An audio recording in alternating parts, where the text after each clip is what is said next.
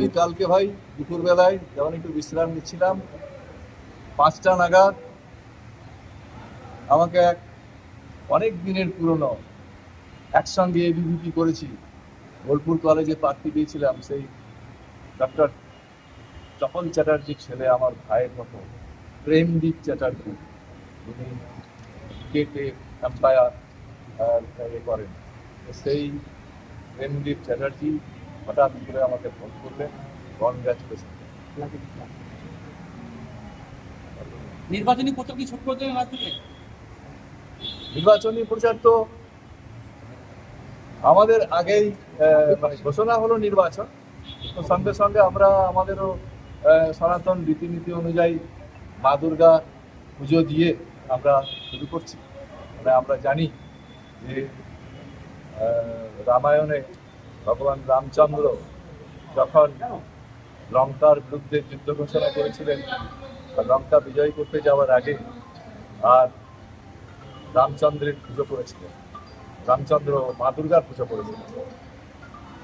তো সেই রীতিনীতি মেনে আমরাও মায়ের পুজো দিলাম, যদিও সেই যুদ্ধে সেই যে মা দুর্গার পুজো, সেই পুজোতে প্রধান পুরোহিত ছিলেন রাবণ স্বয়ং। অর্থাৎ রাবণ নিজের মৃত্যুর রচনা নিজেই করে রেখেছিলেন। পশ্চিমবাংলার তৃণমূল যে রাক্ষস রাজ চালাচ্ছে তার ধ্বংসের পথ তারা রচনা করে রেখে দিয়েছেন। আমরা উপলক্ষ মাত্র মায়ের চরণে পুষ্পার্ঘ দিয়ে পুজো করে আমরা তার পুজো। বোলপুর বিধানসভায় আপনি রাবণ হিসেবে কাকে দেখছেন?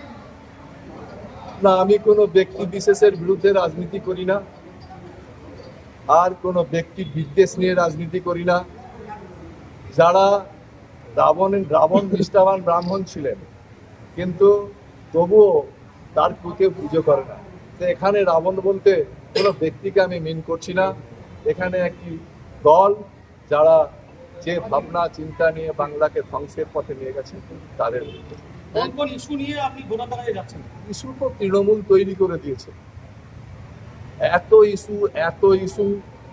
প্রথমত চুরি মানে বালি পাথর কয়লা চুরি নয়, চাকরি চুরি, জমি চুরি, অসহায় মানুষের জমি দখল করে নেওয়া, বেকার যুবকদের স্বপ্ন চুরি, যৌবন চুরি, মা বাবা যারা ছেলেদের বড় করেন অনেক স্বপ্ন নিয়ে, চাকরি করবে, সংসারের হাল ধরবে, তাদেরও স্বপ্ন চুরি।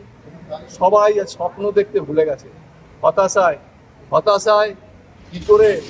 আর বেকার যুবকরা কি করবে খুঁজে পাচ্ছে না। এখন লাইনে দাঁড়িয়ে মাননীয়ার ঘোষিত যে বেকার ভাতার লাইনে ভিড় দেখছেন, যে কি অবস্থায় তারা আজকে রয়েছে। তাদের যে হতাশা, সেই হতাশা দূর করার কাজ আমাদের। দাদা, প্রার্থী এখনো ঘোষণা হয়নি, সম্ভবত চন্দ্রনাথ সিনহাই আপনার প্রতিদ্বন্দ্বী হবে। তিনবারে রাজ্যের পূর্ণমন্ত্রী, আপনি কি পেরে উঠবেন তার সঙ্গে? দেখুন, ওনাকে আর নির্বাচিত করেছিলেন জনতা, যে জনতার আর ভোটে তিনি নির্বাচিত হয়ে আর নিজের শরীরের ওজন বাড়িয়েছেন, নিজের ধন সম্পত্তি বাড়িয়েছেন, প্রচুর নামে বেনামে সম্পত্তি করেছেন। তো সেগুলো জনগণ দেখছেন। তো জনগণের দেওয়া ক্ষমতা জনগণ যে কোনো মুহূর্তে কেড়ে নিতে পারেন। জনতা জনার্দনই তার শেষ কথা।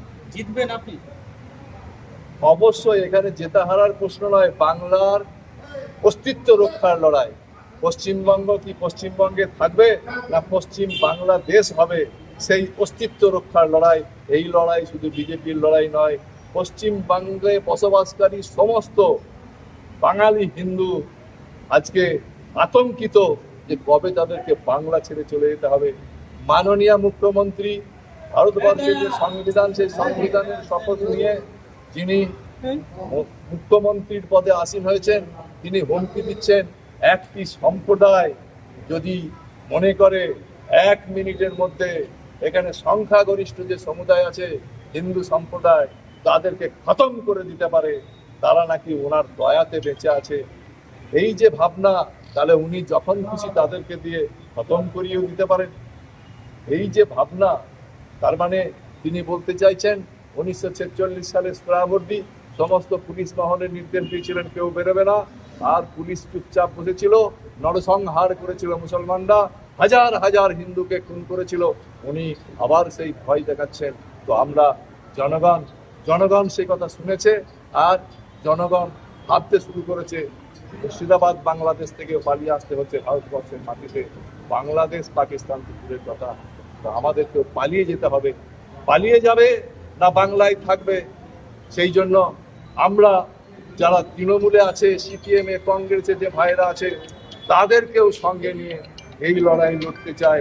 তাদেরও এই বাংলার বাঙালি হিন্দুদের অস্তিত্বের লড়াইয়ে সকলকে সামিল।